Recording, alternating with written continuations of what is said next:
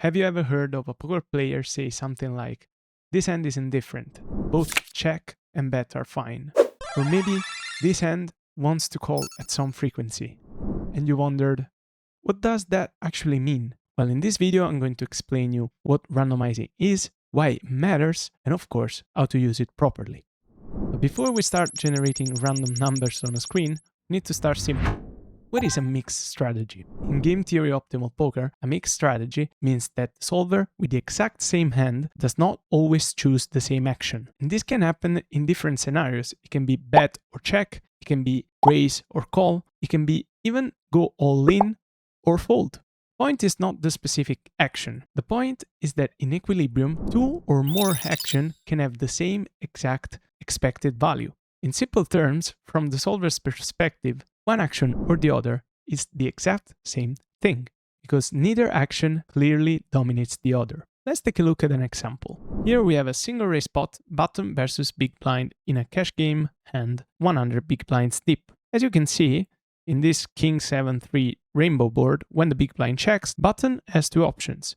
You can either bet 1/3 of the pot or check. You can see that a hand like pocket queens mixes both checks and bets at around 50% frequency. This means that neither action dominates the other. You can check it or you can bet it. So the immediate question could be, if both options are really close, why not just choose one and forget about it, right? Not so fast. To make this easy to understand, let's start with a simple rock, paper, scissors example. In rock, paper, scissors, there's no action that is inherently better than the others. Rock beats scissors, scissors beats paper, paper beats rock.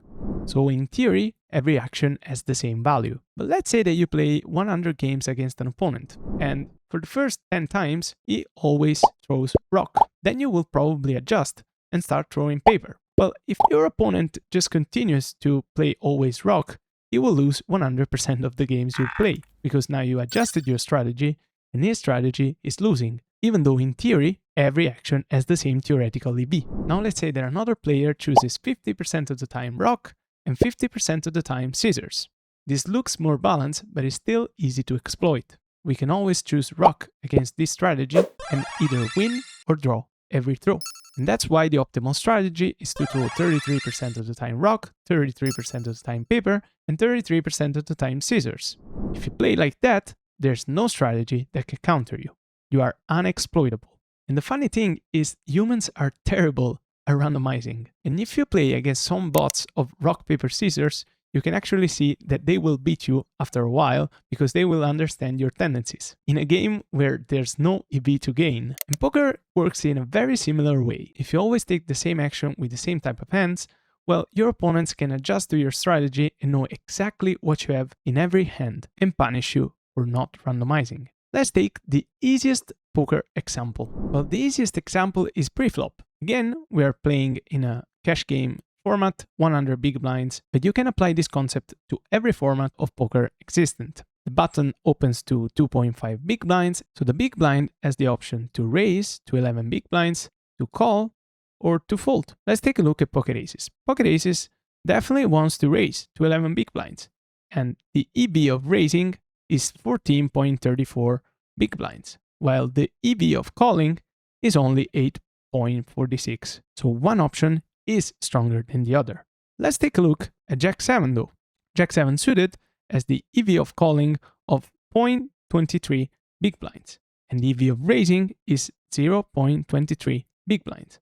Same, but what happens if you always call Jack 7 is that this frequency of 14.3% raises will go down because you will forget not only Jack 7 suited, but probably you will forget Queen 6, Queen 5, Jack 5, maybe 9-6, Ace 7 offsuit, King 9 offsuit, 10-9 offsuit, and this frequency will quickly go down to something like 8%. And if you 3-bet only 8% in this situation, the button can destroy you. It can start over opening their button, trying to steal the big blind because you will not re-steal enough. And of course, once you 3-bet, since you have a stronger range that you should have, it can massively overfold against your raise. And of course, if you imagine a player that is not using a randomizer and is playing 6 tables of cash games, he will probably forget all of these combos. And there's no way that it will be able to correctly randomize without generating a random number on the screen. And that's why randomizing matters, because it protects your range and it makes you less vulnerable to exploits. By the way, if you want to exploit your opponents that are not randomizing correctly, this is where a tool like Hand to Note becomes extremely powerful. It allows you to study your opponent way deeper through their HUDs and their pop-ups. So if you want to massively exploit your opponent, consider trying the software and use the code OLIJT at the checkout to have a 10% off your first purchase. Now back to the video. Now preflop is where most players actually do randomize because they use preflop charts. At least in cash games. In MTTs that's a little different, but postflop is where things become much more complicated. You see, solvers build their range in a very specific way. They try to be unexploitable in every possible runout, in every possible situation. They care about board coverage, they care about having bluffs on every possible runout. They care about meeting MDF. They basically care about not being exploitable. And this is where many players make a huge mistake. They see a hand that is indifferent in theory, and they say, yeah, it's fine, you can check or you can bet. But this can lead to massive exploits from your opponents. Let's take a look at another example. In this situation, this is a button versus big blind single raise pot, and again we have the king 7-3 situation. The button went for the B, 25% of the pot on the flop, and the big blind called. Now the turn is a queen of spades, and the big blind has the option to check or to bet 2 times the pot. Now, in theory, he should go and bet basically every time his value hands of 2 pair, overpair, and sets, and he should start checking around the good top pair region at around king 10 minus. What about the bluffs? Well, the bluffs are made of multiple hands. You can have combo draws, you can have flush draws, or you can have open-enders.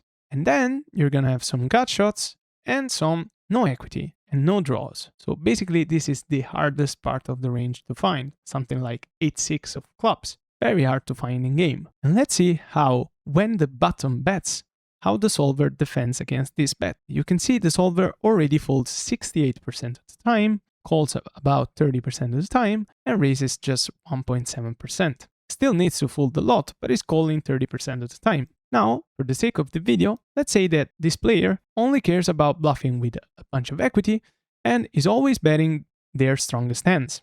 So let's give the solver this exploit.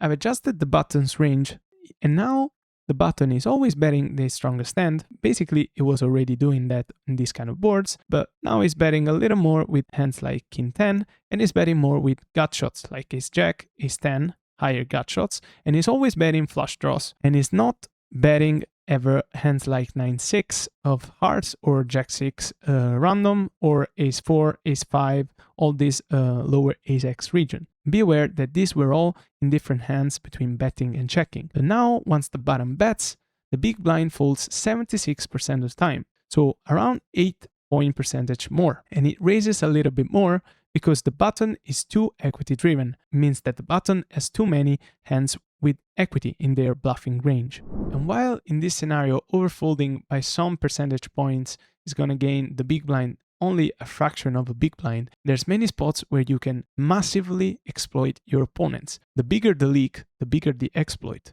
There are spots where you can range fold if your opponent does not mix this correctly with their bluffs. If they have too many draws and the draws complete, then you can just range fold. And there are spots where you can range call if your opponent does not give up enough of their draws. And while the fraction of a big blind that we mentioned can look like it's not a lot, in poker you repeat the same scenarios thousands and thousands of times. So a fraction of a big blind repeated for 1,000 times, it's a lot. So the implications of not having a balanced range are enormous, and over time they will impact your win rate. So now that we know that randomizing and having a balanced range matters, how do we do it? The easiest method is to use a random number generator between 1 and 100. Let's say that the solver wants you to check 50% of the time and bet 50% of the time. You roll a number. If the number is higher than 50, then you take the passive action. If the number is lower than 50, then you take the aggressive action. In this case, bet or check. That's basically it. So while using a randomizer it's actually pretty easy. Using it correctly, it can be hard, because to use it correctly, you need to study, and you need to study a lot. Because clicking a random number and then taking the action based on the number without knowing the correct frequency and the strategy behind it, it will just make you random. It will not give you a balanced strategy. And those are two different things. A randomizer is only a tool. The real work is understanding what hands wants to bet at a high frequency, what hands wants to bet at a low frequency, and what hands are pure betting or pure checking or pure folding and pure calling. But the main thing is to understand why and what happens if you don't have those hands in your range. So the next time you study, try not to memorize the frequencies. Try to understand frequency buckets and why those hands are present in the range. Let's go back to the example. This was the original simulation. As you can recall, solver was not bluffing only with flush draws and gut shots. It was bluffing with all sorts of hands. If you take a look at this simulation and you never study with the solver, it can be quite overwhelming. If you start with frequency buckets, you'll quickly understand some patterns. For example, this run out is particularly good for the in-position player. You can see that the EV of the in-position player is higher than the EV of the big blind by a decent margin. You can take a look at the range tabs, and you can see that the button has an advantage on nutted hands, sets, two pairs, and over pairs. And while the top pairs are even in favor of the big blind, the button has the strongest top pairs in range, which are ace-kings in these situations. So, of course, the solver wants to construct a polarized range. And when you have a polarized range, you need to remember that you do not need to have only equity hands in your bluffing range, especially when in position. So, let's see how to construct a range with frequency buckets. In this occasion, we are constructing a polarized range in a button versus big blind single raise spot in cash games. As you can see, we have no made hand that are still betting at around 50% of the time. And these no made hands are made up by open-enders that are betting 75% of the time. We have gut shots that are betting 80% of the time, favoring the higher gut shots. So hands that are still blocking some good top pair in the big blind's range. And we are bluffing some no draws, no made hands, and ace highs around 1 in 4 times. So let's take a look at hands like ace-6, ace-5, ace-4. These are good because they are at the bottom of your range, they unblock some of the big blind's fold, and they can always improve with an overcard to the king. And if you take a look at some other hands like no draws, no equity hands, you'll find this 10%, so 1 in 10 times of no draws, no equity hands like 8-6, 8-5, 9-6, jack-6. So let's say that the next time you played a spot like this, so you c-bet the flop and the turn is a Broadway card, you remember that when constructing a polarized range, you still need to find 1 in 10 times of some no equity, no draws bluffs. So maybe you mess up and you do not find 8-6, but you remember 10-6. Well, at least you're still meeting the correct frequency of no equity, no draws bluffs, and this will make you less exploitable. But if you're playing low stakes, live cash games, soft MTTs, you probably don't need to randomize, because in those games, exploits are a huge part of your win rate. Your opponents have massive leaks everywhere, and you need to be able to exploit them. If someone overfolds, you need to bluff more. If someone overcalls, you need to value bet thin and underbluff. You do not need to protect your range against opponents that have massive leaks. They will not be able to exploit you. But studying these frequencies will make you better at the game overall and will make you understand where are those leaks and where your opponents are making massive mistakes. And this is the real value of studying GTO and randomization. It helps you understand poker better. So the takeaway is simple. Use the randomizer only if you know the frequency and if you're playing against a regular who deserves it. Randomizing is a powerful tool only if you understand why and against whom you are using it. I hope you guys enjoyed this video, and if you did, drop a like, subscribe, and I'll catch you in the next one.